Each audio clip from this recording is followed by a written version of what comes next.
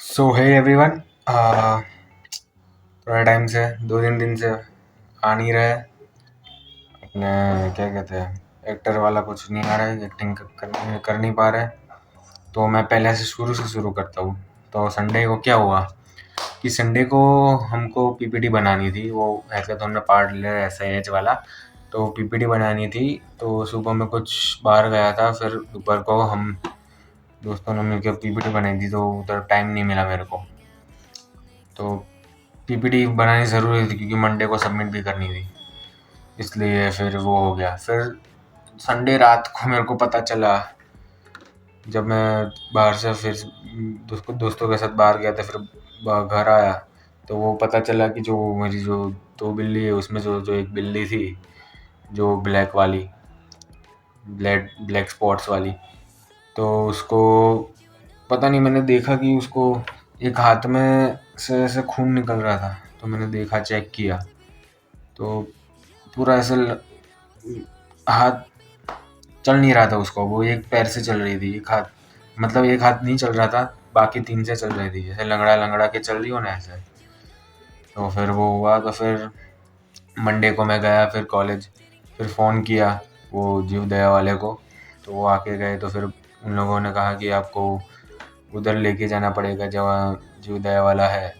तो उधर लेके गया उसको मंडे को शाम को 5 बजे। लेकिन फिर उन्होंने कहा कि अभी अभी पेन किलर दिया है तो अभी एक्सरे नहीं पढ़ सकते। तो फिर मैं नेक्स्ट डे, तो वो दिन तो वेस्ट ही चला गया पूरा।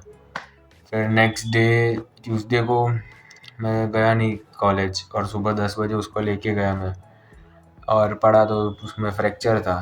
तो उन लोगों ने कहा कि आप ऑपरेशन करा सकते हो, तो नहीं, ऑपरेशन कराएंगे तो वो कुछ रॉड वॉड डालते हैं, तो उसके बाद उसकी केयर करनी पड़ती है आपको, रोज़ ड्रेसिंग वेसिंग या मसाज वाला कुछ चलाना पड़ता है, फिर ऐसा सब बहुत कुछ होता है। लेकिन मैं कैसे मैनेज कर सकता हूँ कि कॉलेज भी जाना है मेरे को और फिर वो सब भी करना है।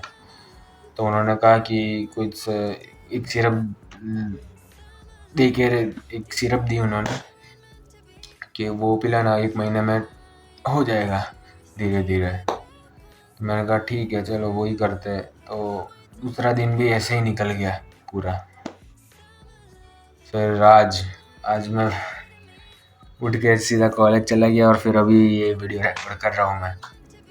तो फिर ऐसे ऐसे नहीं आए, 2-3 दिन क्या हो गया पता ही नहीं चला।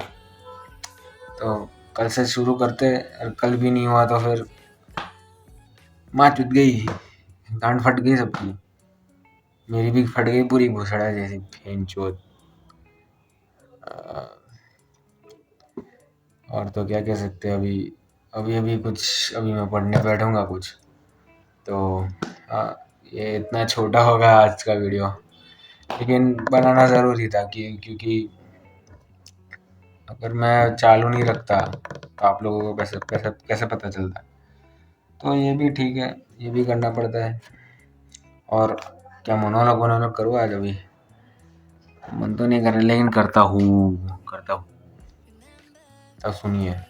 और मैंने एक बहुत अच्छी एडवाइस, मैंने सॉरी एडवाइस नहीं, लेकिन मैंने